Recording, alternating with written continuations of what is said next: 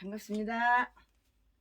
레이기 강의 설교도 거의 다 끝나가고 이제 오늘은 레이기 25장 강의 설교 시리즈로 하는 날입니다. 이제 27장까지 있는데요. 레이기 27장까지 하면은 레이기는 끝나요. 그러면은 창세기, 출애굽기, 레이기 끝났고 그다음에 요한계시록 했는데 그다음에 민수기로 갈지 아니면은 지금 신명기가 너무 급하게 하고 싶은데 또 마음이 또 그쪽으로 갈지 그건 잘 모르겠어요. 좌우지간 성령이 인도하시는 대로 하나님의 귀한 생명의 말씀, 성경 말씀 66권을 강해 설교 시리즈로 다 강해로다가 설교를 하겠습니다. 책으로다가 내려고 그랬어요. 원래는 성경 66권 강해 설교 시리즈를 책으로 그렇게 만들어서 내놓으려고 그랬는데 요즘 사람들이 책을 많이 안 읽으시더라고요. 듣는 거는 좋아하시는데 책 가만히 앉아서 이렇게 서서 앉아서 이렇게 책을 안 읽으시려고 그래가지고 그냥 이렇게 강의 설교로다가 책으로는 안 내고 시리즈다가 이렇게 하기로 했습니다. 오늘은 레위기 25장 강의 설교 말씀을 나누고 쪼개고 그래서 다 여러분들한테 펼쳐 보여드리겠습니다. 네, 오늘 레위기 25장 에서는 이스라엘 사람들이 차지할 토지와 부동산에 관한 그 율법이 다 나와요. 그런데 예배 절차에 관한 율법도 물론 다 이렇게 나와 있어요. 그 토지는 하나님의 지시에 따라서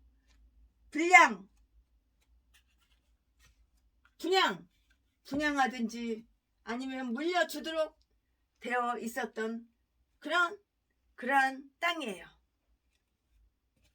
회막이 거룩한 집이었듯이 가나안 땅도 거룩한 땅이었기 때문인 것이에요. 그 이유는 이러한 자세한 설명이 첨부되어 있다는 것은 모든 땅 그 중에서도 가나안 땅이 영광스러운 땅이 되었음을 다 이렇게 말해주고 설명해 주는 것이에요. 하나님은 이 땅에 대하여 어떤 특별한 권한을 가지고 계시다는 그 표시로서 곧 그 땅의 처분권을 가지고 계시다는 그 증거로서 다음과 같은 사항들을 지시 말씀하셨어요. 매 7년마다 한 해씩 그 땅의 경작을 중단해야 되는 거예요. 중단. 매 7년마다 1년씩.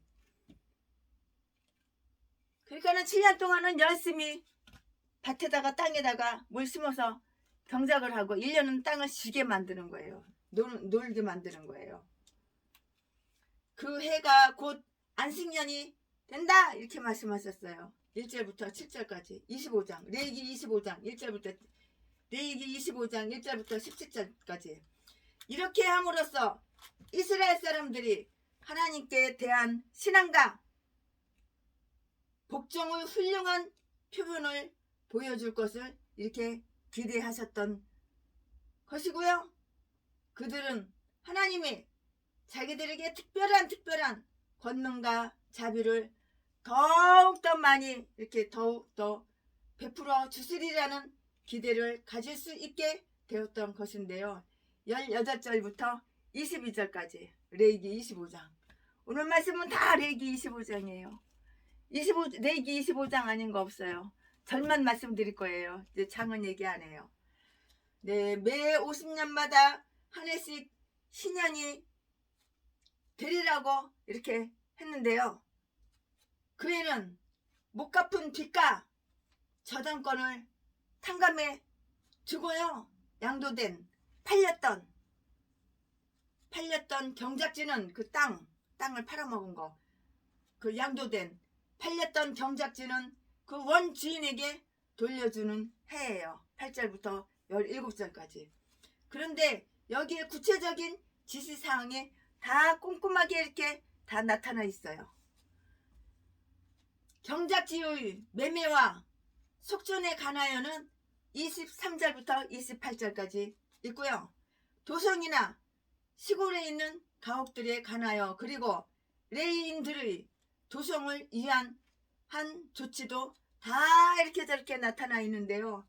29절부터 34절 말씀까지 종과 시종을 석방해 주는 그러한 해예요. 이 가운데에 가난한 채무자에게 친절을 베풀라는 그 율법이 삽입되어 있고요. 39절부터 46절까지. 그리고 그들이 이스라엘 사람들에게 품꾼으로 되었을 경우 39절부터 46절. 이 모든 지시들은 이스라엘 사람들에게 어떤 영속적이고 도덕적인 그 의무를 주는 법칙이었어요. 물론 후반부의 율법은 비록 유대인들에게 그것도 가나안에서 사는 동안에만 국한되는 그런 율법이었지만 그래요. 율법이었지만 그렇다고요. 자, 지금부터 설교 제목은 안식년. 지금부터 설교 제목은 안식년. 지금부터 본문 말씀은 레위기 25장 1절부터 7절까지. 1절 여호와께서 시내산에서 모세에게 일러 가라사대. 2절 이스라엘 자손에게 구하여 이르라. 너희는 내가 너희에게 주는 땅에 들어간 후에 그 땅으로 여호와 앞에 안식하게 하라. 3절 너는 6년 동안 그 밭에 파종하며 6년 동안 그 포도원을 다스려 그 열매를 거둘 것이나 4절 제 7년에는 땅으로 쉬어 안식하게 할지니 여호와께 대한 안식이라. 너는 그 밭에 파종하거나 포도원을 다스리지 말며 5절 너의 곡물의 스스로 난 것을 거두지 말고 다스리지 아니한 포도나무의 맺은 열매를 거두지 말라.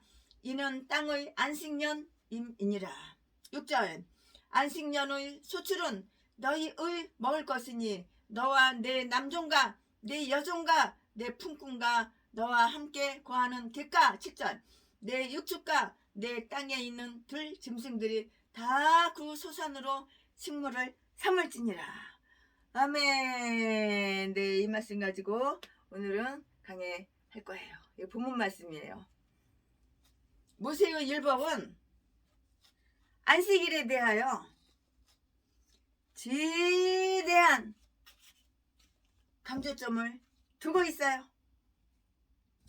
안식일에 관한 그 율법은 모든 하나님의 제도 중에도 제일 먼저 가장 태고적부터 확립된 것이고요. 이것은 인간들이 창조주에 대한 지식과 예배를 보존할 수 있도록 하기 위한 그러한 율법이었어요.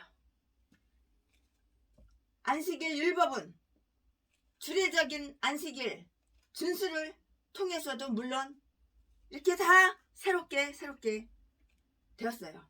그러나 안식일을 더욱 존귀스럽게 하기 위해서 안식년이라는 제도가 부과되었던 것이라고요.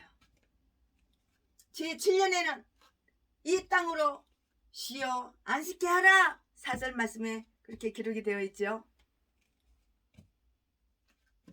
이리하여 유대인들은 이 세계는 6천년을 존립한 후 하나님께는 1000년이 하루 같으므로 얘는 존립한 후에는 다 사라지고 말 것이며 영원한 안식이 그 뒤를 이으라는 그 터무니없는 전승을 만들어냈는데요.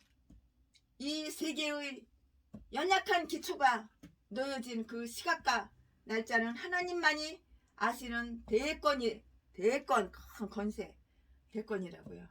이 안식년은 10월 곧 추수기의 끈 무렵에서부터 이렇게 시작이 되는데요. 그 달은 저들의 규례력에 의하면은 제 7월이 돼요. 7월달. 그 율법이 말하는 내용은 다 이러한데요. 네, 그 안식년에는 파종기에도 토지의 곡식을 파종하지 말라고 이렇게 했고요. 파종기에는 수확기의 끈 무렵에 곧 이어 있었는데요. 그리고 봄에도 저들이 포도원을 손질하지 말라고 이렇게 말씀하셨어요. 결과적으로 다음 해에는 곡식이나 포도를 수확하리라는 기대를 전혀 갖지 말라는 것이에요. 그들이 농토에 저절로 나는 농산물이 있더라도 그것을 하루살이 생활하는 자나 가난한 자와 품꾼 또는 외국인이나 가축들을 위해서 버려둘 것이고요. 그 소유권을 주장하며 주인이 사용해서는 안 된다고 이렇게 말을 했어요. 5절 7절 말씀, 레위기 25장 5절 7절 말씀에 안식년은 그 땅의 안식일이 되어야 하는데요. 그 땅에 어떤 일거리를 만들거나 그 땅에서 소산이 있기를 바라서는 안 되는데요. 매일 일하는 노동자가 제7일에는 안식하듯이 연차로 고용되거나 작성되어 일하는 노동자들은 제7년이 되면 일을 중단해야 하는데요. 유대인들은 이렇게 말을 해요. 그들이 가나안 정복을 완성하고 나서야 비로소 안식년을 계산하기 시작했고요. 가나안 정복의 완성은 여호수아 집권 제8년에 있었어요. 그 제7년이 첫 안식년이었고요. 따라서 그 후에 제50년이 첫 희년이었어요. 희년이었다는 것이에요. 이에는 가나안 전역에 걸쳐서 빚의 탕감이 실행되어야 하는 때였어요. 아우, 빚을 많이 졌는데 그 탕감해주니 이보다 더 감사한 일이 어디 있어요. 빚이 어마어마해. 이 사람 저 사람 다 빚을 갚을 것만 있고 받을 거는 하나도 없어. 그걸 다 탕감해 준다고. 그거 대단한 정말 50년 첫 희년 아닌가요? 이 해에는 가나안 전역에 걸쳐 빚의 탕감이 실행되어야 하는 때였는데요. 신명기 15장 1절부터 2절 말씀에 또 그 절기를 지키는 축제 때에는 율법을 공중에게 읽어 온 회중이 듣게 해야 이렇게 한다고요. 신명기 31장 말씀 10절 11절 신명기 31장 10절 11절 말씀. 이것은 안식년 의식을 더욱 엄숙히 하기 위해서였고요. 이 율법을 주심으로써 하나님은 친히 자신이 그 땅의 지주이시며 그들은 그 밑에 있는 소작인들이라는 그 사실을 주지시키고자 하셨는데요. 지주들은 소작인들과 경작지의 경작기간을 약정하는 것이 보통 그래요. 그래서 이 땅이 언제에 가서는 휴경을 해야 할 것인가 이렇게 정하는 법인데요. 마찬가지로 하나님은 그 토지를 그들에게 주되 그러한 지시와 한계를 이렇게 주어서 다 허락을 하셨는데요. 그러한 조건들은 그들이 토지의 주인이 아니라 자기들은 지주 밑에서 일하고 있는 자들임을 상기시켜 주었던 것이에요. 지주 밑에서 일하는 쫄다고 주인 노릇하면 안 되는 거야. 때때로 경작지를 쓰게 하는 것은 땅에 대한 친절한 처분이었고요. 우리들이 농부들이 말하듯이 마음속으로 그 땅의 번성을 빌게 되었을 것인데요. 하나님은 이스라엘 사람들이 잘 살기 위해서 하나님과 의논하는 것을 기꺼이 받아주셨고요. 그래서 1년간만은 그 땅을 이용하지 않도록 이렇게 하였던 것이에요. 그리하여 그들이 1년 내내 그들이 온갖 사업에서 손을 떼게 되면 자기들은 신앙적 사업에 힘쓰고 하나님을 아는 지식을 구하여 그 율법에 친근해 줄 수 있는 여가를 더욱 많이 갖게 되었을 것이에요. 이리하여 자비롭고 관대한 마음을 가져야 하고요. 모든 농산물을 독차지할 것이 아니라 내꺼 이것도 내꺼 저것도 내꺼 저것도 내꺼 모든 농산물을 내가 다 어떻게 독차지할 것이 아니라 그 땅에 저절로 내는 소산은 다른 사람들이 차지하게 하여서 저들도 하나님의 풍성한 은혜를 누릴 수 있도록 하는 마음씨를 가져야 된다는 교훈을 그들은 받은 것이에요. 저들은 끊임없이 하나님의 섭리에 의지하여 살아야 하는 것을 다 이렇게 저렇게 보여준 것이라고요. 즉 사람이 빵으로만 사람이 떡으로만 살 것 아니요 하나님의 말씀으로.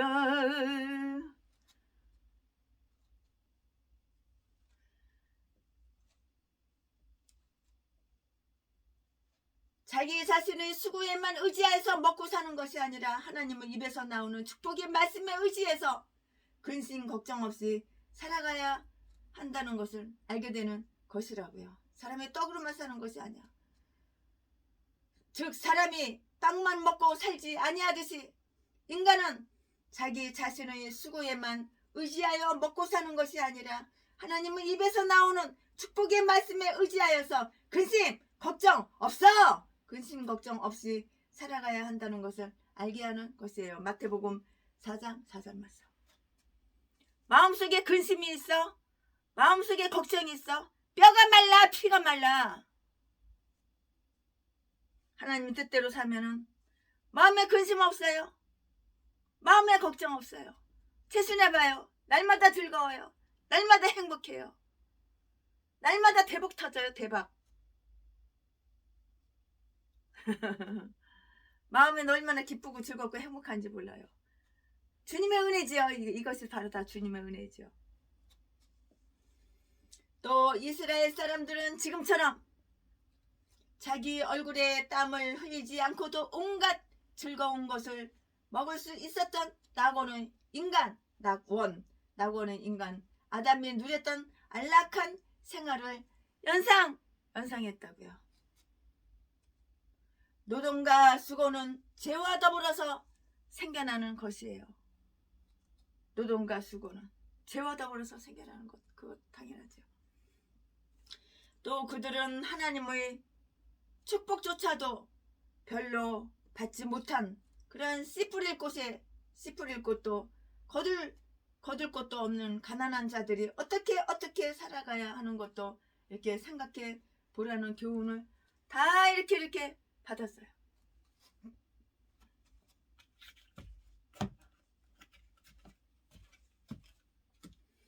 이 안식년은 우리의 참되신 노아인 예수 그리스도를 통하여 모든 믿는 자들이 참여하게 될 그 영적인 안식을 상징한 것인데요. 그 예수 그리스도는 여호와께서 땅을 저주하심으로써 우리가 수고로 일하는 것을 생각하사 우리에게 안위와 안식을 주신다고 창세기 5장 29절에 그렇게 말씀을 다 기록하고 있는데요. 그 그리스도를 통하여 우리는 이 세상의 근심과 수고의 짐을 떨쳐버리게 되었으니 우리가 거룩하게 됨과 동시에 우리에게 안위가 되었기 때문이고요. 우리는 신앙에 의하여 살아갈 수 있게 되었고요. 또 감히 그럴 수 있는 용기를 다 이렇게 용기를 지니게 된 것이에요. 또 안식년 동안에 자라는 그 땅의 소산은 공통으로 차지할 수 있듯이 예수 그리스도를 통해서 실현되는 구원도 누구나 차지할 수 있는 공통 구원이고요. 그리고 이 안식년은 예수 그리스도 교회에서도 다시금 지켜졌던 것 같은데요. 예수 믿는 사람들은 모든 것을 서로 통용했기 때문이라고요. 사도행전 2장 44절 말씀이에요. 아멘. 지금부터는 설교 제목이 바뀌어지고 본문 말씀이 바뀌어지는데요. 네, 지금부터는 설교 제목이 희년제도, 희년제도.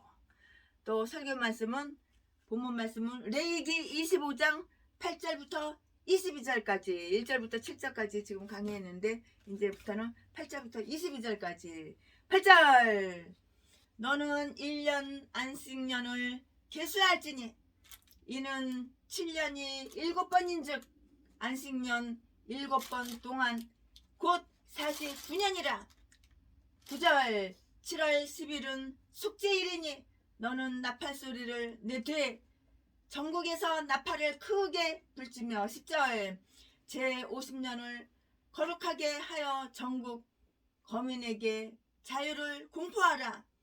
이 해는 너희에게 희년이니 너희는 각각 그 기업으로 돌아가며 각각 그 가족에게로 돌아갈지며 11절 그 50년은 너희의 희년이니 너희는 파종하지 말며 스스로 난 것을 거두지 말며 다스리지 아니한 포도를 거두지 말라.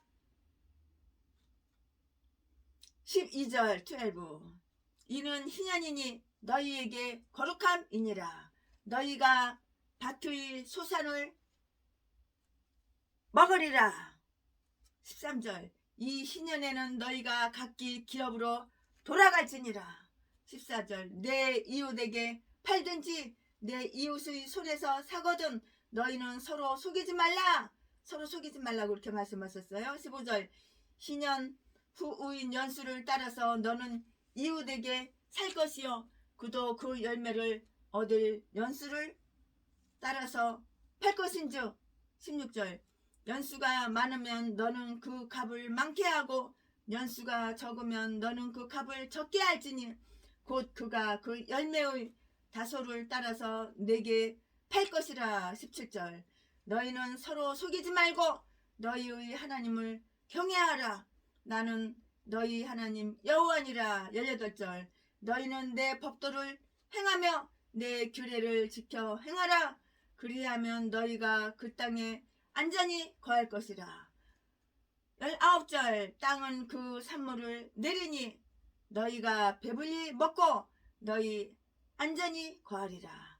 20절 홍 너희 말이 우리가 만일 제7년에 심지도 못하고 그 산물을 가두지도 못하면 무엇을 먹으려 하겠으나 21절 내가 명하여 제6년에 내 복을 너희에게 내려 그 소출이 3년 쓰기에 족하게 할지라. 22절 너희가 제8년에는 파종하려니와 묵은 곡식을 먹을 것이며 제9년 곧 추수하기까지 묵은 곡식을 먹으리라.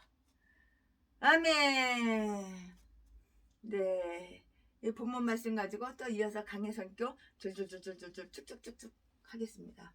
네, 오늘 본문에는 제가 지금 본문 말씀 읽어드렸죠. 지금 본문에는 희년에 관한 일반적인 제도가 다 이렇게 저렇게 나타나 있어요. 8절 이하에 보면은 그 희년을 지킬 시기 7 안식년 이후에 8절 이렇게 말씀을 했는데요.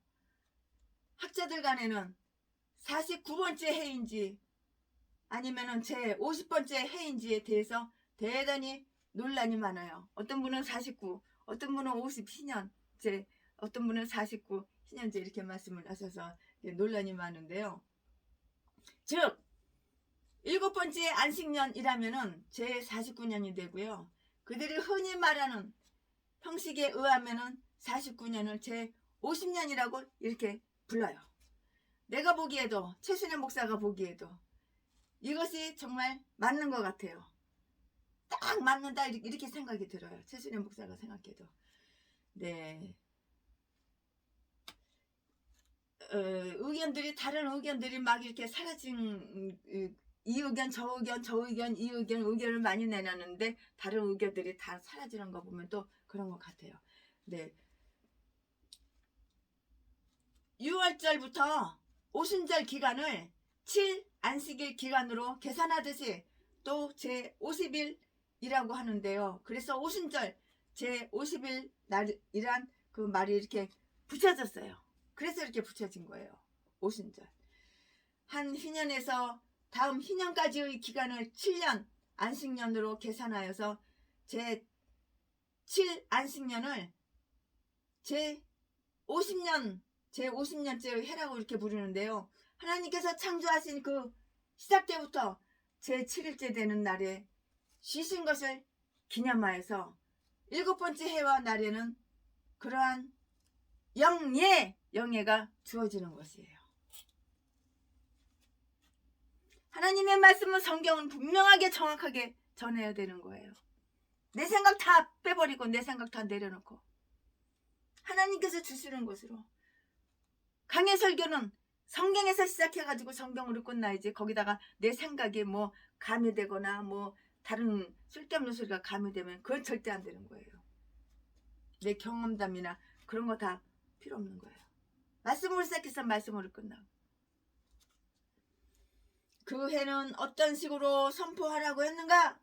전국 각지에서 나팔을 불라고 했으니까 5절 말씀에 그 땅의 모든 사람에게 그 사실을 통과하고 저들이 기쁨을 나팔소리로 표현함으로써 그 해를 선포하라고 이렇게 했는데요. 희년을 의미하는 또는 일반 나팔과는 다른 특별한 소리가 나는 나팔을 의미하는 말이라고 이렇게 추정돼요. 불확실한 소리가 나는 나팔은 아주 쓸모가 아무런 쓸모가 없기 때문이에요. 고린도전서 14장 8절 말씀에 있어요. 속죄일이 끝날 무렵에도 나팔을 불었는데요. 그때부터 희년이 시작되는 것이고요.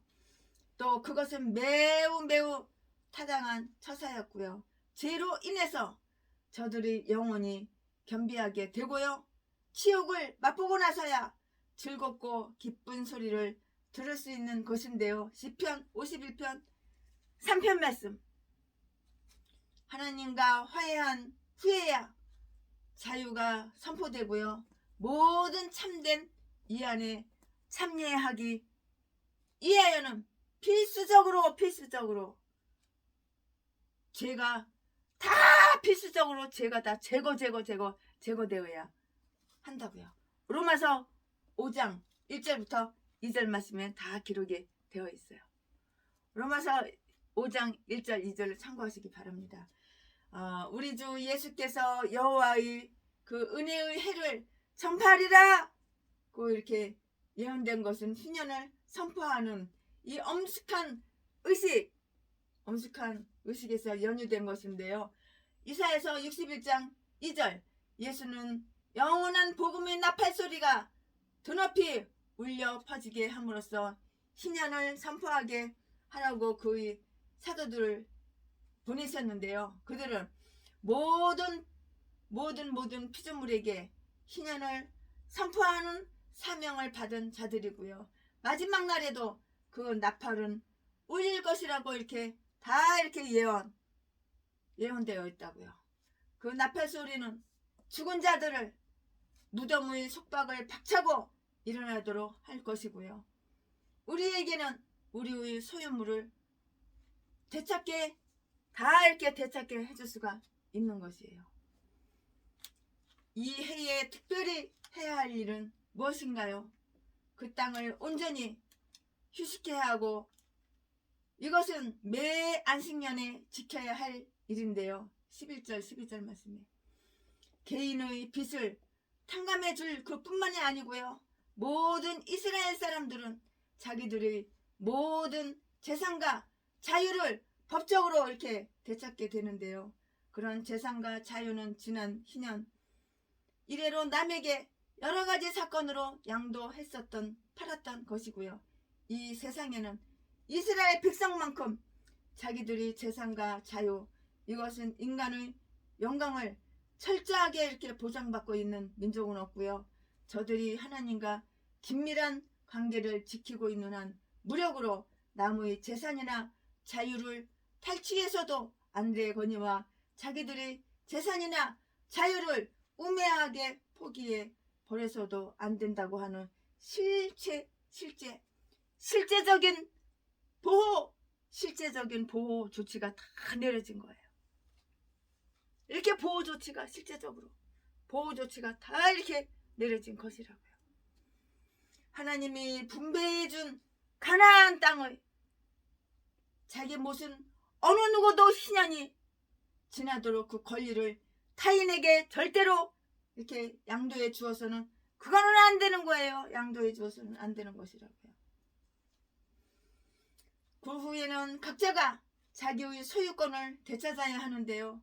자기가 차지한 그 못의 권한은 논쟁할 여지 없이 명백한 것으로 여겨야 하고요. 그 땅의 소유권은 언제나 누구의 방해도 받아서는 안 되는데요. 10절 13절 말씀에 너희는 각각 그 기업으로 돌아가라.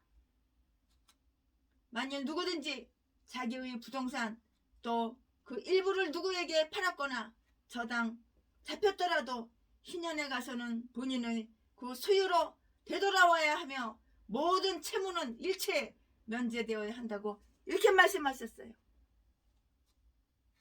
이렇게 말씀하셨다고. 이렇게 좋으신 하나님. 모든 채무를 면제해 주시는 이렇게 좋으신 하나님. 이게 바로 하나님의 법이야. 하나님은 사랑이죠. 그러나 이 율법이 그 부동산 매입자에게 피해를 주었던 것은 아니고요.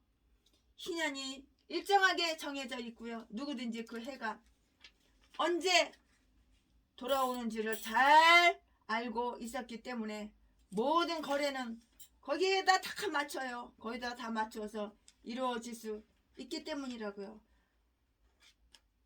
토지를 타인에게 다른 사람에게 매도하지 않겠다는 조건에서 양도 또는 대여했을 경우에도 그 양도가 타당한 것이나 그 조건은 법적으로 무효예요.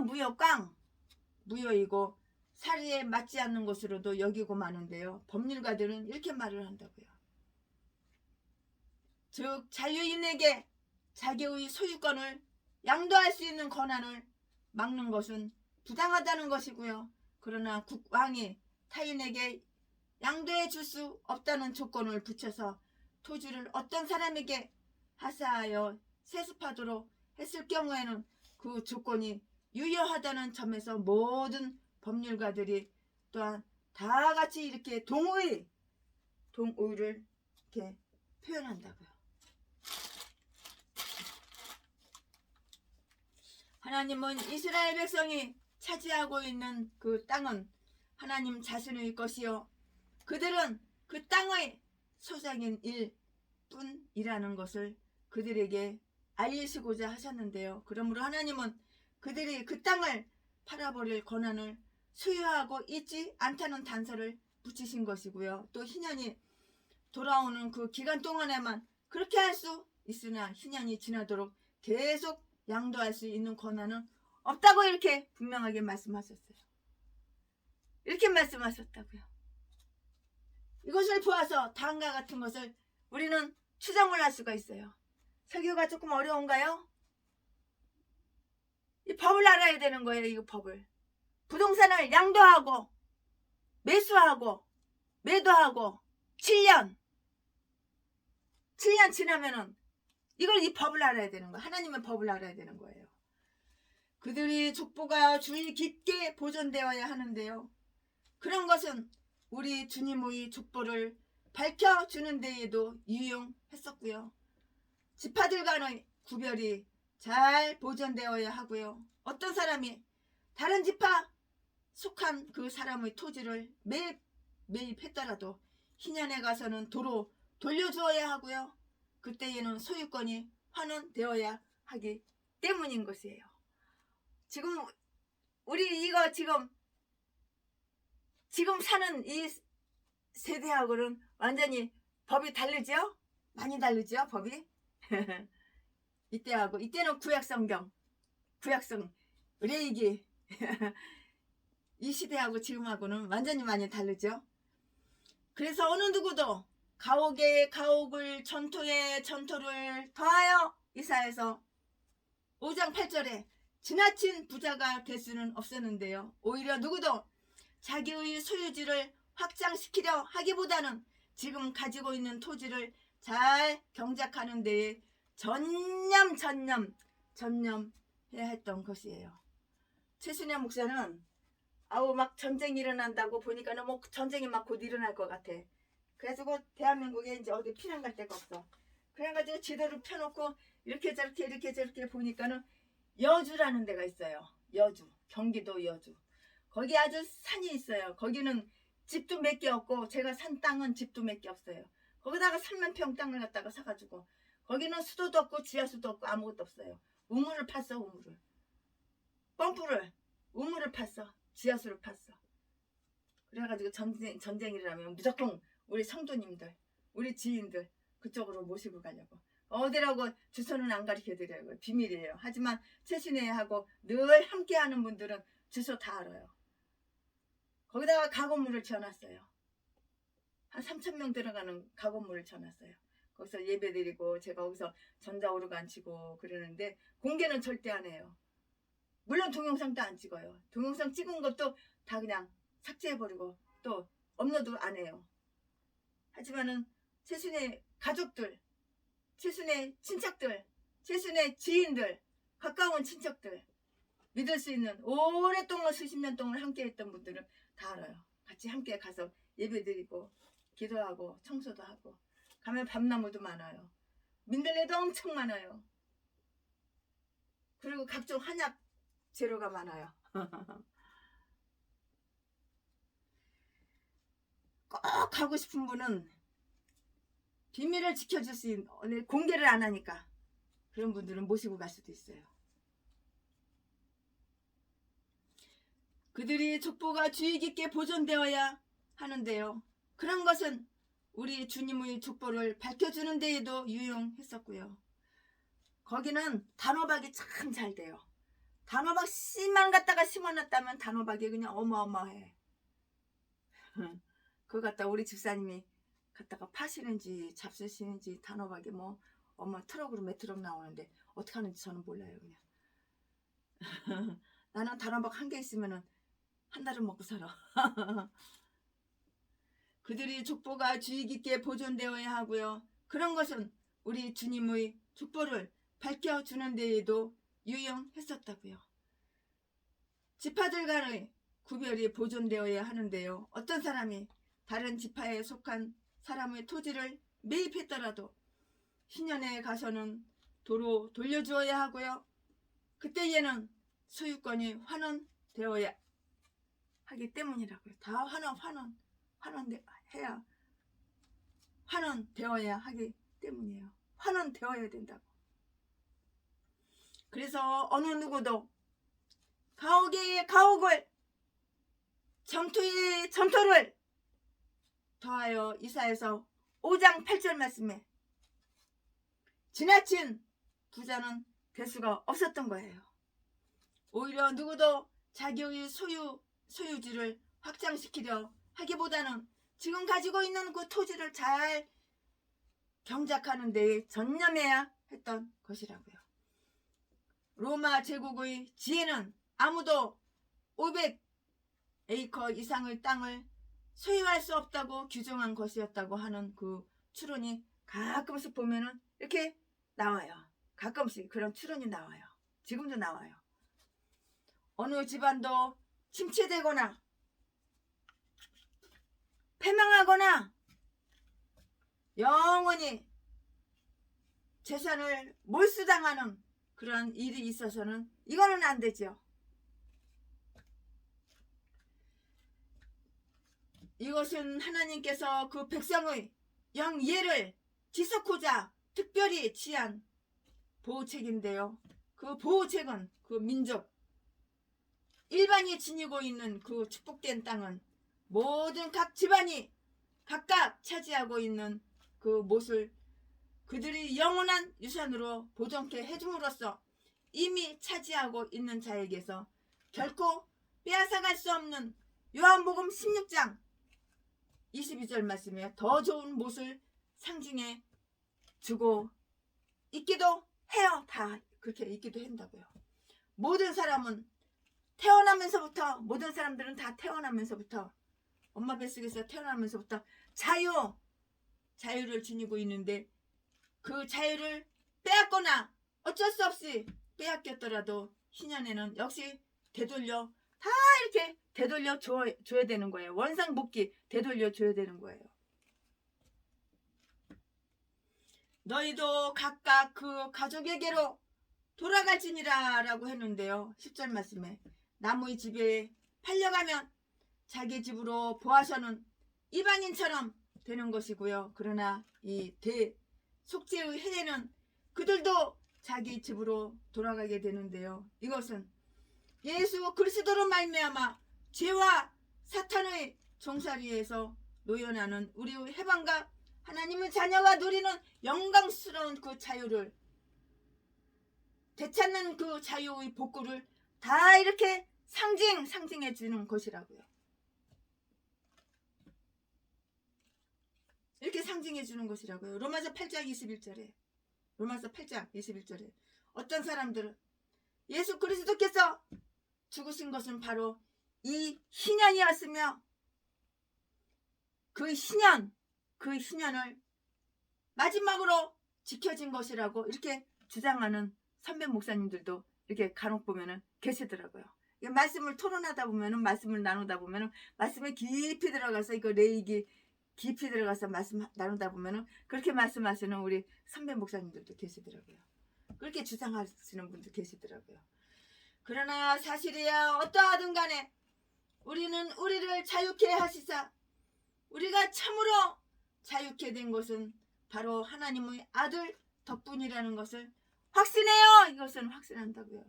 요한복음 8장 36절 말씀에 토지를 매매하는 중에 다른 사람을 압제하지 말라고 하는 그 율법이 함께 다 이렇게 주어져 있어요. 이렇게 주어져 있다고요. 파는 자와 사는 자는 서로 속이지 말라고 했는데요.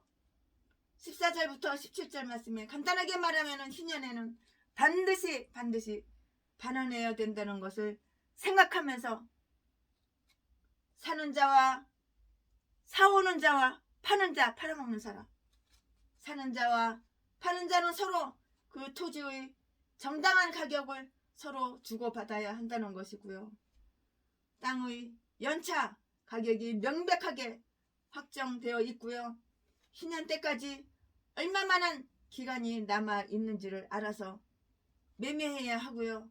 그들은 오직 열매를 얻을 수 있는 연수 15절 연수를 계산해 보아야 하고요. 따라서 안식년은 계산해서 빼고 값을 매기지 말아야 하는 것이고요.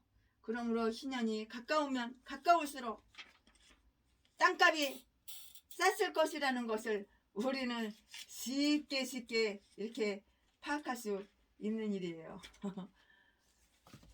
땅값이 싸다고요. 희년이 가까이 오면은 가까이 올수록 땅값이 막 내려가. 아유 참 어떻게 이렇게 그냥 갑자기 이렇게 그냥 땅값이 막 내려가는지 그냥.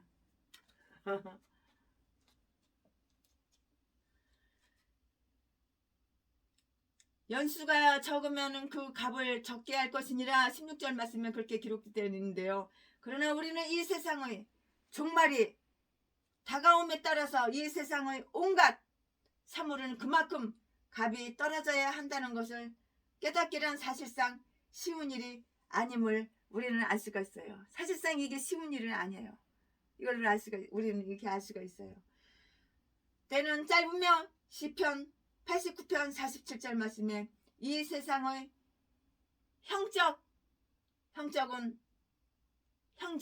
형적은 지나감으로 고린도전서 7장 31절 말씀에 토지를 사들인 자도 소유하지 못한 자처럼 될 것이다.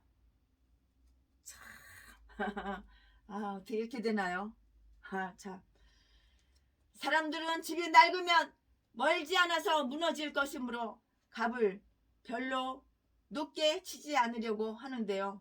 모든 거래는 이 법칙에 따라 이렇게 해야 하니까 곧 너희는 서로 속이지 말 것이며 상대방이 무식하거나 공공 중에 있다고 그것을 기회로 자기의 이득을 취하지 말 것이며 너희의 하나님을 두려워하라는 이런 법칙이 있고요. 17절 말씀에 마음속으로 하나님을 두려워하는 자들은 사실상 말이나 행실로 이웃을 해치지 않게 된다는 사실을 우리는 이것을 알아야 되고 깨달아야 되고 명심에 둬야 되는 거예요.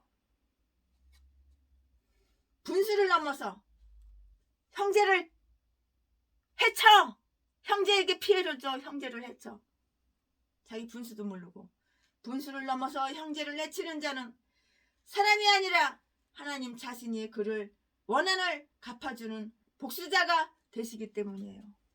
나에게 원한이 있어? 하나님은 다 나의 원한을 갚아주시는 거야. 하나님은 다 복수해 주시는 거야. 내가 복수해야 할 것을 하나님이 내 원한과 복수를 다 해주시는 거야.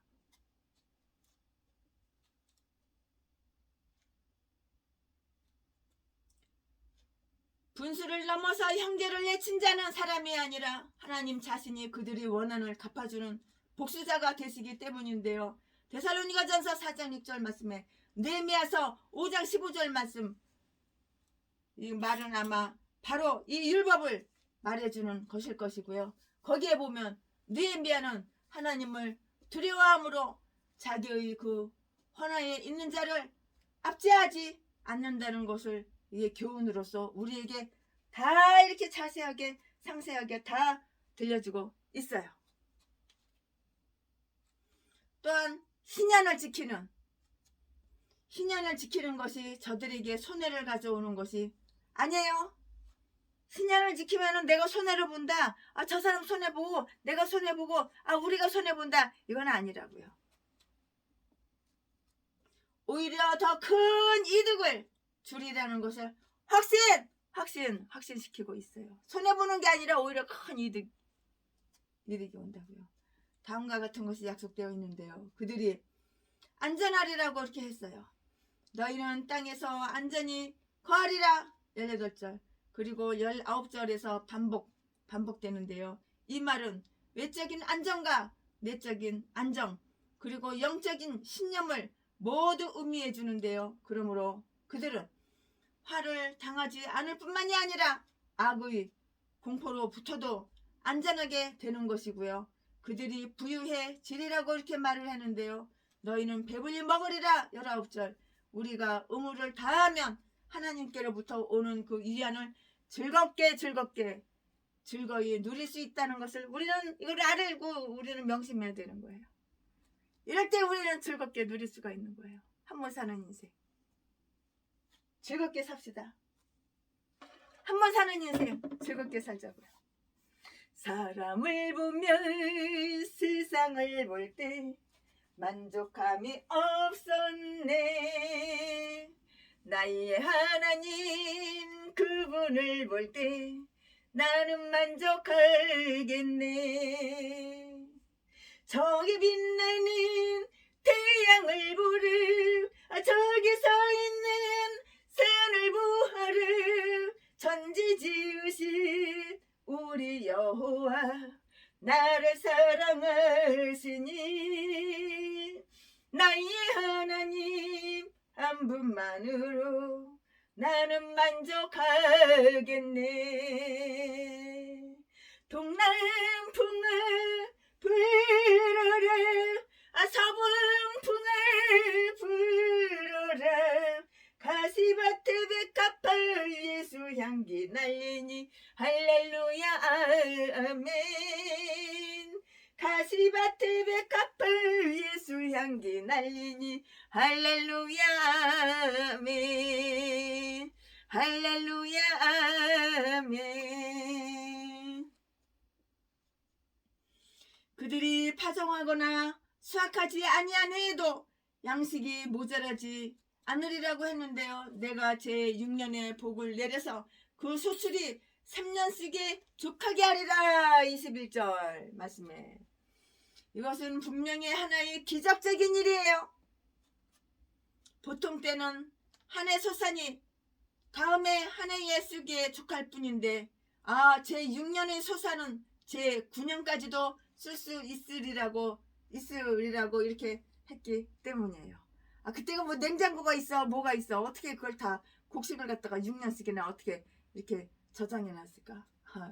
지금은 냉동고에다가 냉동해 놓으면 1년은 가던데 1년 2년은 가던데 그것은 분명히 하나의 기적적인 것인데요. 보통 때는 한 해 소산이 다음에 한 해에 쓰기에도 족할 뿐인데 제 6년의 소산은 제 9년까지도 쓸 수 있으리라고 했기 때문인데요. 우리 양식을 하나님 축복하시면 작은 분량으로도 크게 사용할 수 있게 되고요. 빈민도 양식을 넉넉하게 이렇게 갖게 된다고 시편 132편 15절 말씀에 기록이 되어 있고요.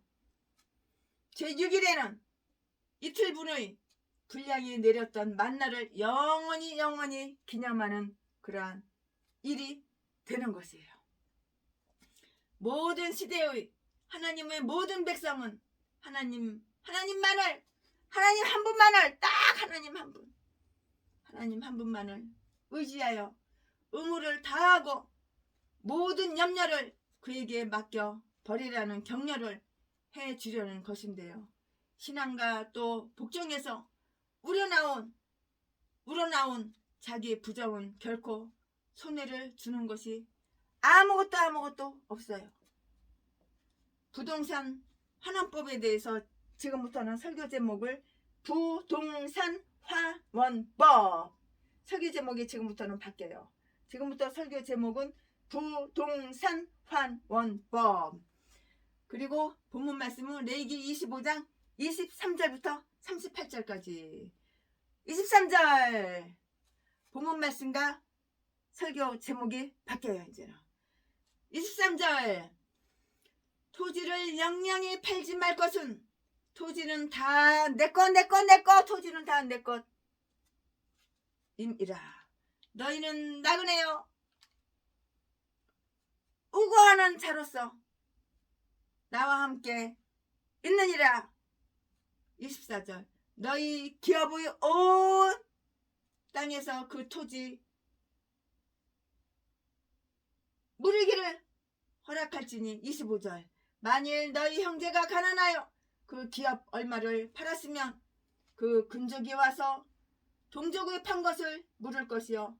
26절 만일 그것을 물을 사람이 없고 자기가 부유하게 되어 물을 힘이 있거든. 27절 그 판 해를 계수하여 그 남은 값을 산자에게 주고 그 기업으로 돌아갈 것이니라.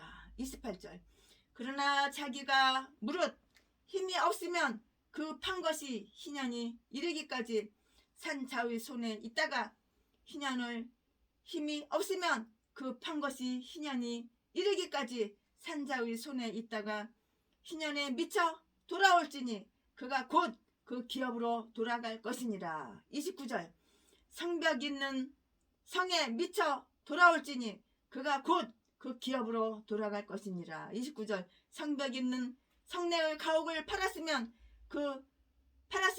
판지 만 1년 안에 물을 수 있나니 곧 그 기한 안에 물으려니와 다시 돈 샀다가 다시 가져 물러 샀다 물렀다 30절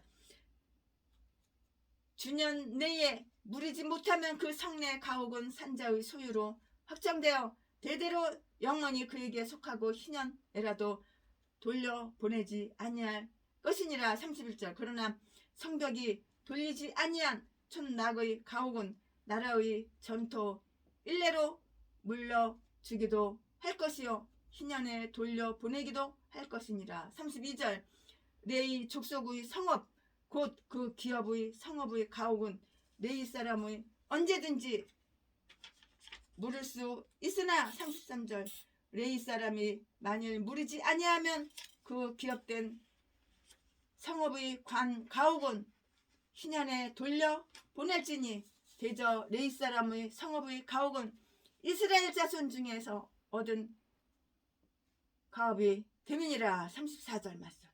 그러나 그 성읍의 들의 사면 밭은 그의 영원한 기업이니 팔지 못할지니라. 35절. 내 동족이 바난에게 되어 빈손으로 내 곁에 있거든 너는 그를 도와 객이나 우거하는 자처럼 너와 함께 생활하게 하되 36절. 너는 그에게 이식을 취하지 말고 내 하나님을 경외하여 내 형제로 너와 함께 생활하게 할 것인즉 37절. 너는 그에게 이식을 위하여 돈을 꾸이지 말고 이익을 위하여 식물을 꾸이지 말라. 38절. 나는 너희 하나님이 되려고 또는 가나안 땅으로 너희에게 주려고 애굽 땅에서 너희를 인도하여 낸 너희 하나님 여호와니라. 아멘. 본문 말씀이에요. 이 말씀 가지고 쭉쭉쭉쭉 이어서 강해설교 계속해서 이렇게 할 건데요. 본문 말씀이에요. 네, 설교 제목이 이제 바뀌었죠. 설교 제목이 뭐나요? 부동산 환원법. 지금부터 설교 제목은 부동산 환원법. 지금부터 본문 말씀은 레위기 25장 23절부터 38절까지 제가 지금 다 말씀드렸어요. 네, 이 본문 말씀은 이스라엘 사람들이 가나안 땅에서 누리고 있는 부동산과 그 처분권에 관한 이러한 율법이에요. 율법. 오늘 본문 말씀은 이스라엘 사람들이 가나안 땅에서 누리고 있는 부동산과 그 처분법에 관한 율법인데요. 제비 뽑아서 분양한 그 토지를 결코 다른 집안 영영이 팔아서 넘겨버릴 수는 없는 거야. 그럴 수는 없는 거라고요. 이 토지는 내 것이다. It's mine. 너희는 나와 함께 있는 나그네와 치료자라. 23절 말씀에 하나님은 이 땅에 대한 특별한 취득권을 갖고 계시므로 이러한 규례를 가하여 그 땅을 확고히 보존하시고자 하셨는데요. 하나님께 자신을 바친 선한 사람들의 소유물은 그들 자신들과 함께 모두 하나님께 바쳐지는 것이므로 특별한 뜻에서 하나님의 처분에 달려있는 것이고 그들은 하나님은 그 처분에 따라야 되는 거예요. 하나님이 처분하시면 처분하시는 대로 그냥 그대로 우리는 따라가면 되는 거예요. 하나님이 처분하셔. 그럼 그대로 그냥 따라가면 되는 거예요. 그대로 따르면 되는 거예요. 제비 뽑아서 분양한 그 토지, 그들은 그와 함께 거하는 나그네요 치료자들이며 하나님은 그들 가운데 그의 장막을 갖추고 계시므로 자기들이 차지한 모신 그 땅의 일부분을 남에게 양도한다는 것은 사실상 하나님과 저들과의 교제의 통신을 두절시키는 것이 되는데요. 그 땅은 그들이 하나님과 교통한다는 아주 즐거운 상징이었어요. 아주 즐거운 상징이었다고요. 이런 뜻에서 그 나봇은 자기 아버지의 유산을 버리느니 차라리 국왕의 진노를 택하였던 것인데요. 열왕기상 21장 3절 말씀에 그 말씀에 기록이 되어 있고요. 자기 가족을 부양하기 위해서 어쩔 수 없이 가난 때문에 토지를 팔아야 할 사람이 있다고 하더라도 가난 때문에 땅을 팔아먹어야 돼. 최신의 목사도 생활비 떨어지고 돈 떨어지고 오도 갈 데 없으면 저 여주에 있는 3만 평 땅 전쟁이 일어나던 말던 팔지도 몰라. 근데 아직은 그 정도 아니니까 자기 가족을 부양하기 위하여 어쩔 수 없이 가난 때문에 토지를 팔아야 할 사람이 있다고 하더라도 그 후에 능력이 생기면 거기다가 인삼 많이 심어놓고 그 단호박도 많이 심어놨어요. 그리고 저기가 참 잘 돼. 거기 도라지 더덕이 아주 잘 돼. 그거 다 수확해가지고 집사님들이 다 알아서 해. 나는 몰라. 자기 가족을 부양하기 위하여 어쩔 수 없이 가난 때문에 토지를 팔아야 할 사람이 있다고 하더라도 그 후에 능력이 생기면 희년이 되기 전에라도 돌려받을 수 있다고 이렇게 말을 했어요. 24절, 26절, 27절 말씀에 또 그때의 땅값은 그가 판 때로부터 희년 전까지의 기간을 계산하여서 거기에 맞게 알맞게 딱 알맞게 이렇게 정해야 되는 것이에요. 알맞게 탁탁탁탁 이렇게 정해야 되는 거예요. 만약에 본인이 그 땅값을 상환하고 도로 찾을 능력이 없을 때에는 그의 친족이 대신 지불할 수도 있는데요. 25절 말씀에 그의 금족인 값을 물을 자가 와서 대신 값을 물을 것이니라. 대신 값을 물을 것이니라. 이렇게 읽을 수가 있어요. 근데 그 가까운 친족을 고엘, 곧 값을 물을 자, 상한 자라고 부르는데 민수기 5장 8절에 가까운 친척이 돈을 대신 이렇게 물어주는 거, 상한. 룻기서 3장 9절 말씀에 곧 그 땅값을 상환할 권한이 있는 자이고요. 그러나 예수 그리스도는 우리가 죄로 인하여서 다 빼앗겨. 죄 때문에 다 빼앗기는 거야. 죄 때문에 내 전재산은 다 빼앗기는 거야. 사기꾼한테 빼앗기고 도둑놈한테 뺏기고 강도한테 뺏기고 죄 때문에 다 빼앗겨 이렇게. 죄 때문에 다 이렇게 저렇게 다 빼앗긴다고.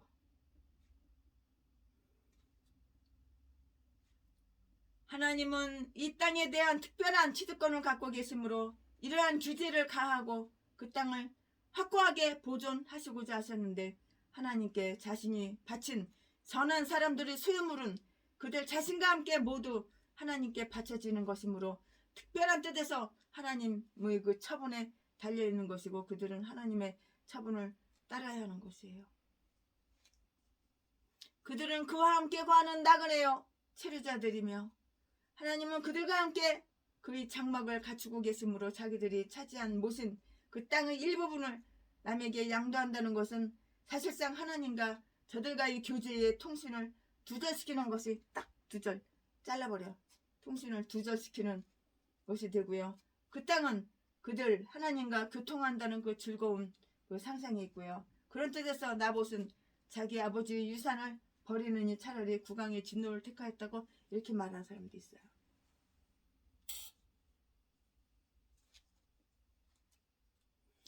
희년이 되기 전에 상환하지 못할 땅은 희년이 되면 그냥 그 본 주인에게로 다 되돌려 줘야 되는 거예요. 그 땅은 희년이 되면 돌아갈지니라고 했고요. 28절 말씀에 이것은 하나님이 주 예수 그리스도 안에서 우리에게 베풀어 주신 바 그의 자유로운 은총을 상징하고요. 우리는 우리 자신의 어떤 공로나 대가 지불에 의해서가 아니라 바로 이 은총에 의하여 하나님의 사랑을 회복하였고 우리의 시조들이 하나님께 불복종함으로써 추방당하고 말았던 그 낙원에 다시 들어갈 수 있는 권한을 이렇게 다 물려받게 된 것이에요. 성곽이 쳐있는 성내에 위치한 가옥과 시골에 있는 토지나 가옥 사이에는 한 가지 차별이 있었는데요. 성곽이 있는 그 도성 내의 가옥은 시골에 있는 토지에 비하면 훨씬 더 개인 각자의 노력에 의한 산물이라고 이렇게 말을 할 수 있는데요. 시골에 있는 토지는 사실상 하나님이 주시는 풍성한 은사의 직접적인 산물이라고요.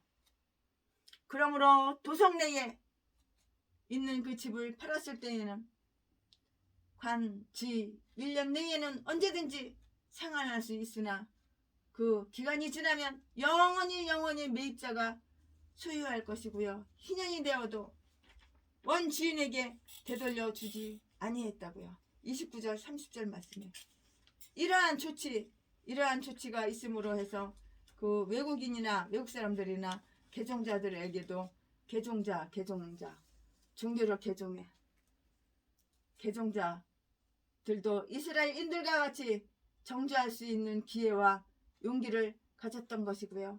이방 사람들이 가나안에서 토지를 매입하여 유산으로 돌려줄 수는 없지만 도성 내에 있는 집을 매입할 수는 있었고요. 아마도 그들은 주로 장사를 하며 먹고 살았을 터이므로 성내에 있는 가옥이면 매우 만족했을 것이라고 이렇게 믿어요. 그렇다고요. 그러나 시골에 있는 가옥은 토지와 마찬가지로 결코 다른 사람들에게 넘겨줄 수는 없었어요.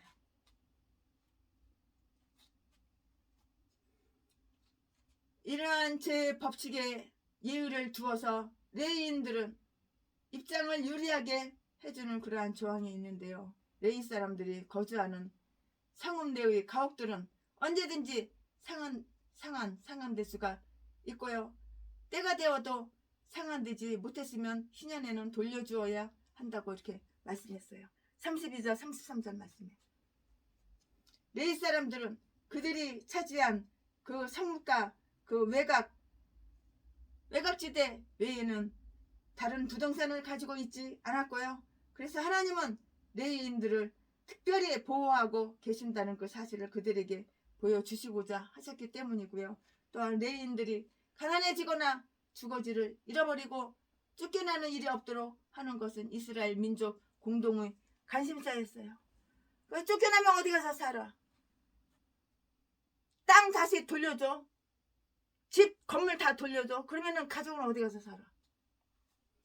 레위 사람들이 성읍에 인접해 있는 그 민수기 35장 4절 5절 어느 때든 간에 팔 수가 없다고 했는데요. 그 인접해 있는 것들은 레위인에게 속해 있는 것이 아니라 레위 지파의 도성에 공동적으로 속해 있는 것이기 때문이고요. 그들이 만일 자기들이 토지를 양도하면 그것은 곧 자기들 지파에게 피해를 주고 말기 때문이고요. 그러므로 그러한 들을 팔았더라도 그 거래는 헛된 것이라고 이렇게 했는데요. 34절 말씀에 애국 사람들조차도 제사장들이 전지는 보존해주는 배려를 다 취하였다고요. 이 말씀에 창세기 나오죠. 창세기 47장 22절 보면은 거기에 다 이 말씀이 나오죠. 네. 가난한 자들을 위로하고 가난한 채무자들에게 동정을 베푸는 그 율법이 있는데요. 이 율법은 앞에 나온 율법보다도 더욱 일반적이고 영속적인 구속력을 다 이렇게 저렇게 갖는다고요. 가난한 자들은 구제를 받아야 돼요. 너무너무 내가 가난해서 죽을 것 같아. 목숨이 끊어질 것 같아. 그럼 구제를 받아야 되는 거야. 그러니까 우리가 구제연금을 날마다 하는 거야. 제순의 목자도 1년이면은 구제를 얼마나 많이 해. 구제, 성교. 가난한 사람들은 구제를 받아야 되는 거예요. 35절의 말씀에 나오죠. 레위기 35장 35절에 가난한 자들은 구제를 받아야 된다. 이렇게 말씀 써 있어요. 우리의 형제가 가난하거나 공궁에 처했다고 가정되어 있는데요. 즉 내 형제가 가난하게 되면 이만이에요. 빈한, 가난 똑같은 말이에요. 비난하게 되면 이라고 했는데요. 이것은 유대 민족으로서의 형제뿐만이 아니라 일반적인 이웃 형제들을 뜻하기도 하는데요. 그 다음에 그가 개기거나 우고하는 자이더라도 하는 그 기절이 따라서 나오고 있기 때문이고요. 우리 개역 성경은 조금 다소 이 말씀 뜻이 조금 다르게 돼 있어요. 개역 성경. 그러니까는 설교 준비하면은 영어 성경, 개역 성경 뭐 다 그냥 성경을 갖다가 다 펼쳐놔야 돼요. 하는 현대인의 성경까지 다 펼쳐놔야 돼요. 그 기절이 우가하는 자들이라도 하는 그 기절이 따라 나오기 때문인데요. 우리 개혁은 조금 차이가 있고요. 우리는 모든 사람들을 한 형제처럼 여겨야 하는데요. 왜냐하면 우리는 한 아버지를 모시고 있기 때문이고요. 말라기서 2장 10절 말씀에 비록 가난하더라도 그는 내 형제니 형제로서 사랑과 인정을 받아야 하고요. 가난이 인간 관계를 파괴시키지는 못한다. 아브라함의 자손이라도 가난하고 영락될 수가 있다. 가난과 쇠퇴는 큰 고통거리요 누구에게나 있을 수 있는 일이다. 가난한 자가 항상 너희와 함께 있느니라. 우리 주변에 보면 가난한 자가 항상 우리 주변에 있어요. 마태복음 26장 11절 말씀에 가난한 자가 항상 너희와 함께 있느니라. 마태복음 26장 11절 말씀에 우리에게 부과된 의무가 있는데요. 너는 그를 도우라. 35절 말씀에 가난한 자에게 동정하고 사랑을 베풀라고 하나님 이렇게 말씀하셨어요. 가난한 자들에게 그에게 도움을 주고 우리 능력과 그들이 필요에 따라서 적당한 식량도 협조해 줘야 한다고 이렇게 말씀을 성경에는 그렇게 말씀이 다 이렇게 기록이 되어 있어요. 그러니까 구제헌금은 해야 되는 거야. 성경금도 해야 되는 거야. 가난한 채무자를 압제해서는 안 된다고 그랬는데요. 내 형제가 빈한하게 되었고, 빈한이라는 뜻은 가난이랑 똑같은 말이에요. 빈한, 가난 똑같은 맥락이에요. 내 형제가 빈한하게 되었고 그가 자기 가족을 부양하기 위하여 내게서 돈을 빌려갔을 경우에는 돈으로나 식량으로 나가네. 그에게서 이식이 뭐냐면 이자를 얘기하는 거예요. 이자 뜯어먹으려고. 이식을 취하지 말라. 이자 없이 그냥 빌려주는 거야. 무이자로. 36절 37절 말씀에 이 율법은 지금도 구속력을 가지고 있는데요. 그러나 토지를 사거나 장사를 하거나 기타 다른 어떤 사업을 하기 위하여 돈을 구워갔을 때에도 유효하다고 생각해서는 안 되는데요. 돈을 빌려준 자는 구워간 자가 빌려간 동안 번 그 이득을 나누어 가질 만한 합당한 이유가 다 있기 때문이라고요. 합당한 이유가 분명히 있어요. 이 율법은 단지 가난한 자를 구제하기 위한 의도가 있을 뿐이고요. 가난한 자들에게는 돈을 빌려주는 것만이라도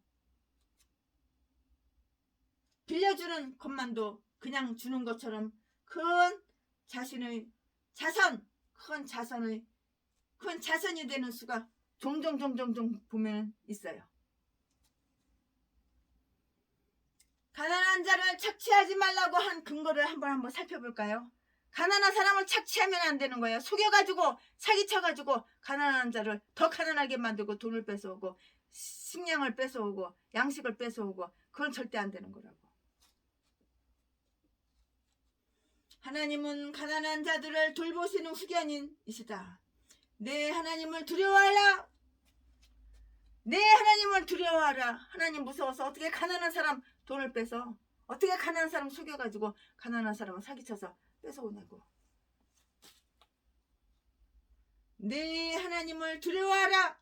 하나님은 가난한 자들에게 끼친 모든 피해를 하나님 자신에 대한 피해와 마찬가지로 여기시는 분이시다. 너희가 가난한 자를 두려워하지 않을지라도 그분은 두려워해야 한다. 하나님은 가난한 자들에게 구제책을 다 주셔요. 가난한 자도 먹고 살아야 되잖아. 하나님은 가난한 자들에게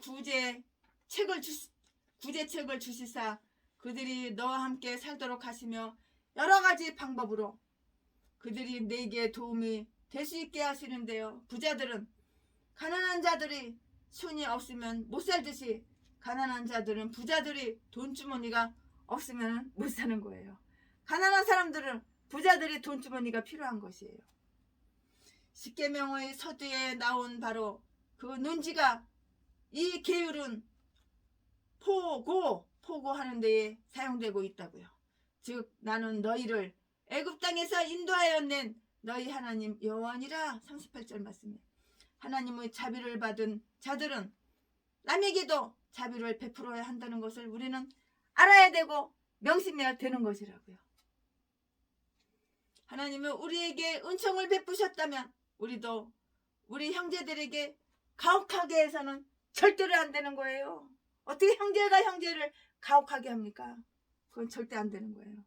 하나님은 이렇게 좋으신 하나님, 하나님은 선하신 분, 하나님은 사랑이 많으신 분, 하나님은 온유하신 분, 하나님은 따뜻하신 분.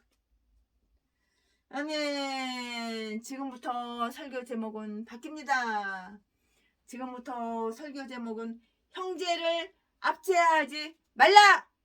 형제를 압제하지 말라.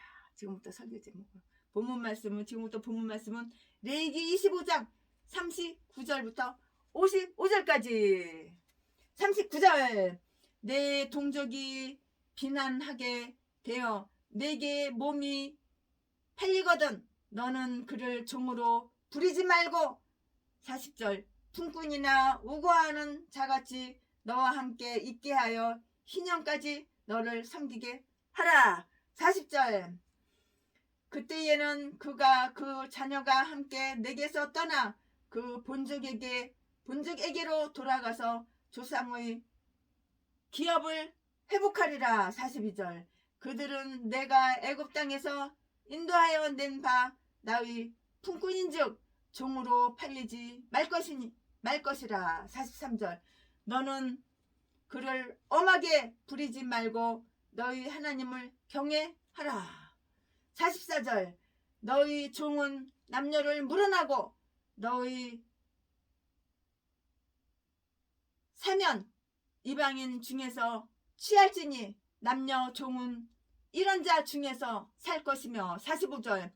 또 너희 중에 우고한 이방인의 자녀 중에서도 너희가 살 수 있고 또 그들이 너희 중에서 살아서 너희 땅에서 가정을 이룬 그 중에서도 그리할 수 있은즉 그들이 너희 소유가 될지니. 46절. 너희는 그들을 너희 후손에게 기업으로 주어 소유가 되게 할 것이라. 이방인 중에서도 너희가 영원한 종을 삼으려니와 너희 동족 이스라엘 자손은 너희 피차 엄하게 부리지 말지니라. 47절. 너희 중에 우거하는 이방인은 부유하게 되고 그 곁에 사는 너희 동족은 비난하게 되므로 너희 중에 우거하는 그 이방인에게나 그 족속에게 몸이 팔렸으면. 48절. 팔린 후에 그를 속량할 수 있나니 그 형제 중 하나가 속하거나. 49절. 삼촌이나 스스로 속하되. 50절. 자기 몸이 팔린 해로부터 희년까지를 그 산 자와 계산하여 그 연수를 따라서 그 몸의 값을 정할 때에 그 사람을 섬긴 날을 그 사람에게 고용된 날로 여길 것이라. 51절. 만일 남은 해가 많으면 그 연수대로 팔면 갚아서 속하는 값을 그 사람에게 도로 주고. 52절. 만일 희년까지 남은 해가 적으면 그 사람과 계산하여 그 연수대로 속하는 그 값을 그에게 도로 줄지며. 53절. 주인은 그를 매년의 삭군과 같이 여기고 너희 목전에서 엄하게 부리지 못하리라. 54절. 그가 이같이 속하지 못하면 희년에 이르러 그와 그 자녀가 자유하리니. 55절. 이스라엘 자손은 나의 품꾼이 됨이라. 그들은 내가 애굽 땅에서 인도하여 낸 나의 품꾼이요 나는 너희 하나님 여호와니라. 아멘. 나는 너희 하나님 여호와니라. 아멘. 지금부터는 설교 제목이 형제를 압제하지 말라. 본문 말씀은 방금 말씀해드린 레위기 25장 39절부터 55절까지. 아멘. 이 말씀 가지고 쭉쭉쭉쭉 강해석에 이어서 계속 할 것입니다. 네, 여기에는 용덕, 여기에는 용역, 여기에는 용역에 관한 율법이 나타나 있어요. 용역에 관한 율법이 나타나 있는데요. 이 율법들은 자유민으로서의 유대 민족의 종기성을 보존케 이해한 것이고요. 그들은 하나님의 권능으로 말미암아 노예 살해하던 집에서 구출되어서 하나님의 아들들이 누리는 영광스러운 자유애로 인도된 하나님의 장자들인데요. 이제 그 율법을 한번 살펴보자고요. 나면서부터 이스라엘인인 사람은 영원한 시종은 결코 될 수가 없고요. 만약에 그가 빚을 지거나 범죄함으로 말미암아 재판을 받아서 남에게 팔린 신세가 되더라도 6년간만 노역을 할 것이며 제7년에는 풀려나야 한다는 것이고요. 이것은 출애굽기 21장 2절에서도 지시되어 있는데요. 그러나 너무 가난하여서 자기의 생명을 보존할 수 없을 정도라서 자신을 팔 때에는 자기 동족에게만 팔아야 하고요. 그럴 경우에는 다음과 같은 조건이 탁 붙어요. 조건이 있어요. 조건이. 사람을 팔어.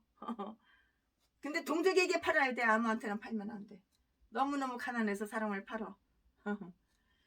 네, 태어나면서부터 이스라엘 사람인 사람은 영원한 시종은 결코 될 수가 없는 것이에요. 만약에 그가 빚을 지거나 범죄함으로써 말미암아 재판을 받아서 남에게 팔린 다른 사람에게 팔린 신세가 되더라도 6년 동안만 노역을 할 것이고요. 제7년에는 풀려나야 한다는 것인데요. 이것은 출애굽기 21장 2절에도 지시되어 있고요. 그러나 너무너무 가난하여서 자기의 생명을 보존할 수가 없을 정도라서 자신을 팔아먹어. 자기 자신을 팔 때에는 자기의 동족에게만 팔아야 하고요. 그럴 경우에는 다음과 같은 조건이 붙는다 이 말 뜻이에요.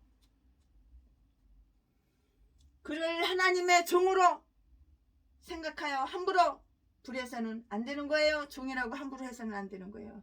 종에게도 인격이 있어요. 인격이. 39절 말씀에 자기들이 하인들에게 이세와 횡포를 부리며 욕지거리를 하고 욕을 하고, 아무리 하녀라도 욕을 하면 안 되는 거야. 욕지거리를 하고 억압하며 일을 시키는 데에나 책망함에 있어서 부조리하고 가혹하게 다루는 그런 상전들은 자기들이 주인이신 하나님이 하늘에 계시다는 것을 모르고 있는 자들인데요. 하나님이 심판하러 일어나시면 그런 자들은 어떤 일을 당할 것인가? 경건한 욥도 스스로에게 그런 질문을 던졌었다고요.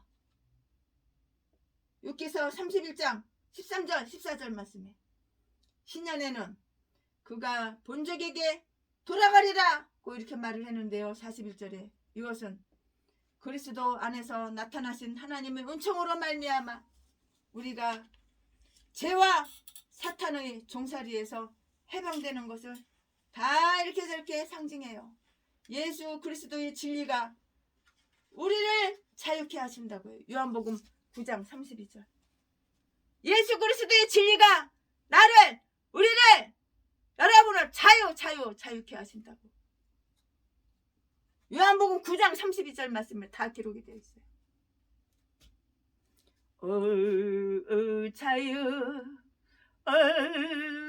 자유. 주님 안에서 자유.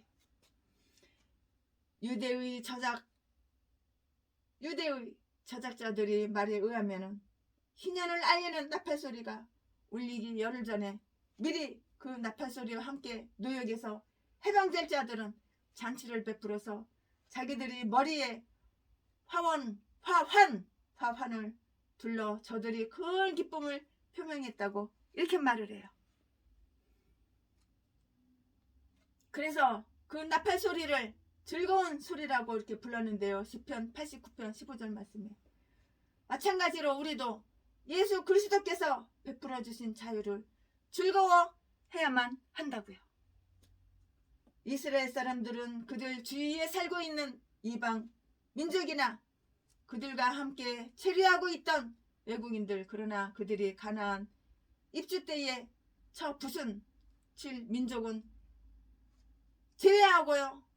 종들은 돈으로 살 수가 있었어요. 그러므로 그들에 대한 지배권을 행사할 수가 있었고요. 그 종들을 마치 유산처럼 자기 식구들에게 이렇게 물려줄 수는 있었어요. 그런 종들은 희년이 와도 그 종살이에서 해방될 수 없었기 때문이에요. 44절 46절 말씀에 희년이 와도 종살이에서 해방될 수가 없는 거예요. 이와 마찬가지로 농장에는 흑인들만을 노예로 부렸던 곳은 그런 나라도 있었는데요. 미국, 영국 그런 나라 있는 주로 흑인들을 갖다가 이렇게 농장에서 이렇게 노예로 부렸잖아요. 옛날에 아주 오래전에. 이스라엘 사람들은 자기들의 이웃 민족 중에서 사들인 종을 부리는 건세는 야곱의 축복을 성취시키는 것인데요. 만민이 그를 섬길 것이니라. 창세기 27장 29절 말씀에 또한 이방인들이 예수 그리스도와 그의 교회를 섬기는 일에 참여하게 되리라는 것을 예시한 것이기도 해요. 내게 구하라. 내게 구하라. 내게 구하라고. 하나님께서는 내게 구하라고 이렇게 말씀하셨잖아요. 내가 이방을 유업으로 주리라.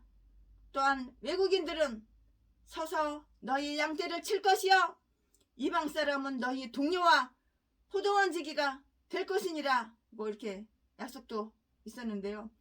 이사야서 61장 45절, 요한계시록 2장 26절 27절, 정직한 자가 아침에 저희를 다스리라. 시편 49편 14절 말씀.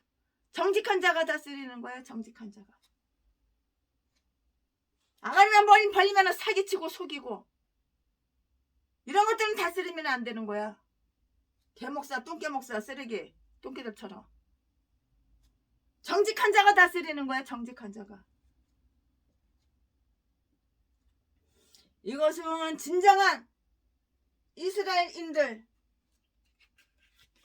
그리고 신앙으로 아브라함의 자녀가 된 자들 외에는 복음적 희년의 은덕을 받지 못한다는 사실을 말해주는데요.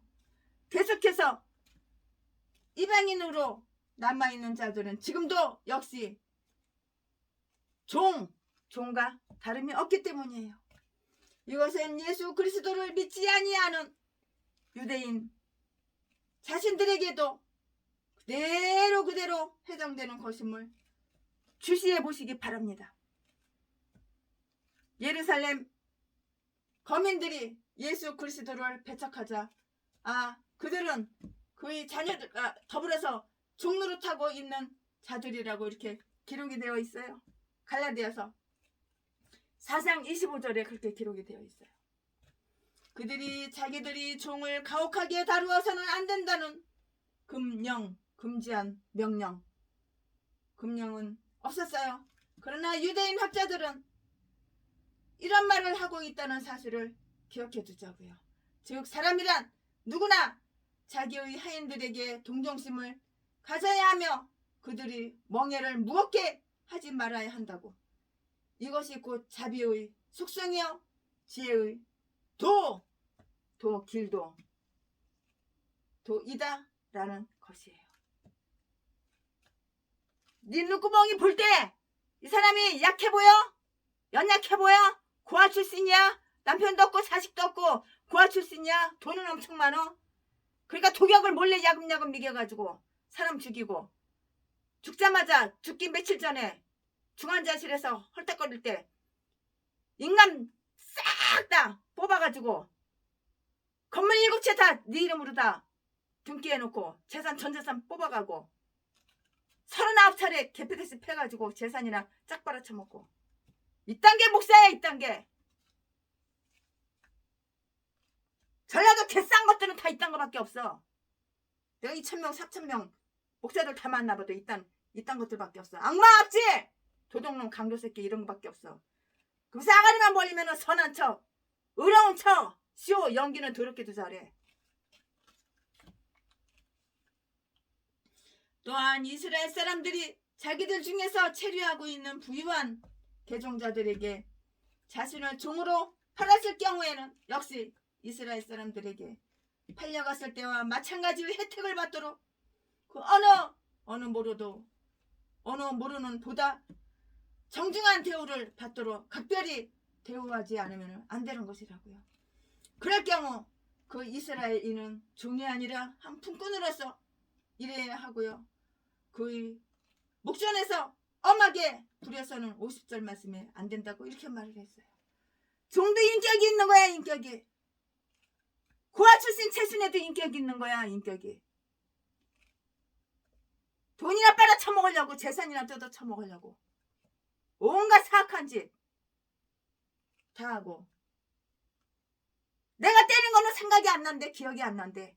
내가 사기쳐서 돈 뺏어온 거는 생각이 안 난대. 내가 때려가지고 강도질하고 도둑질해서 재산 싹 다 뺏어온 거는 생각이 안 난대. 그러나 지가 시창에서 뛰어가다가 자빠져가지고 인대가 늘어난 거는 그거는 수천 번 수만 번은 더 지저대. 그거는 기억이 난대. 날강도 새끼. 그러니까는 악마 악질 새끼한테 누가 복을 줘. 하나님 복을 안 주고 저주만 주니까는 빚은 어마어마하게 많지. 기질병이 생겨가지고 날마다 허덕허덕이지. 그러면서 자기가 자기 이름을 지었어. 내 이름은 바울이야. 바울. 김바울. 바울 같은 개소리하고 자빠졌네. 개 잡새끼가. 제비새끼가 무슨 바울이야. 무슨 김바울이야. 또 그는 희년이 되면 자유의 몸이 되어야 하는데요. 54절에 외국인의 자녀는 이스라엘 사람들을 영원히 섬길 수도 있지만 이스라엘의 자녀는 외국인들을 영원히 섬길 수가 없었던 것이고요. 그러나 자원하여 나무의 종이 된 이스라엘 사람들은 안식년인 제7년에 해방되는 것이 아니라 희년에만 자유케 될 수 있다고 이렇게 말을 했어요. 또한 이스라엘 사람들은 남자는 희년이 되기 전이라도 다시 속전을 치르면 원상 복귀될 수 있는 특권이 있었다고요. 48절 49절 말씀에 49절 말씀에 이스라엘 사람들에게 팔린 이스라엘인 그 종은 자기에게 능력이 생기면 다시 몸을 상환할 수가 있는데요. 그러나 친척이 속전을 대신 물을 수는 없고요.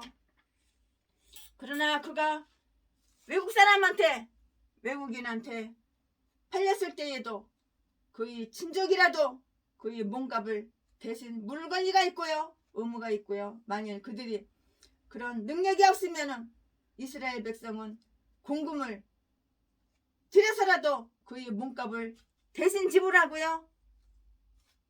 상환하라고 이렇게 유대인들은 말을 해요. 실제로 그런 사례를 엿볼 수는 있는데요. 느헤미야 5장 8절 말씀에 그의 몸값은 땅값의 경우와 같이 희년까지 남은 기간을 고려하여서 계산하게 된다고요. 15절 16절 말씀에 학식 많은 패트릭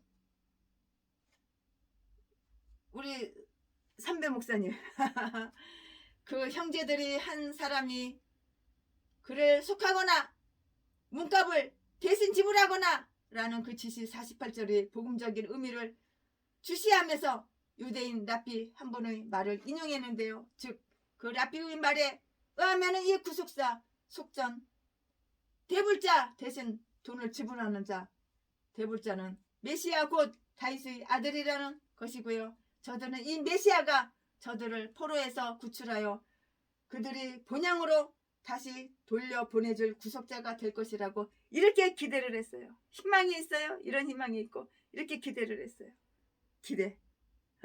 기대가 너무 큰가요? 그러나 우리는 그가 시온에 돌아오사 야곱에게서 불경건을 제거하신 로마서 11장 26절 구속자로 환영했다고요. 그는 자기 백성을 그들이 죄에서 구원할 자 이시기 때문이고요. 마태복음 1장 12절 말씀에 그리고 그러한 생각을 가지고 예루살렘이 구속되기를 바라는 자들도 다 이렇게 있었던 것이에요. 아멘, 아멘, 아멘. 정말 내가 지금까지 살아온 것은 다 주님의 크신 은혜예요. 내가 지금까지 살아온 것은 다 주님의 크신 은혜라고. 주님의 크신 은혜. 내가 지금 사는 것 주님의 크신 은혜요. 주를 믿게 된 것은 더 크신 은혜라. 넘치는 주의 사랑 놀라운 주의 은혜 날마다 경험하면 주께 감사합니다. 세상에서 당하는 환난 굴출만은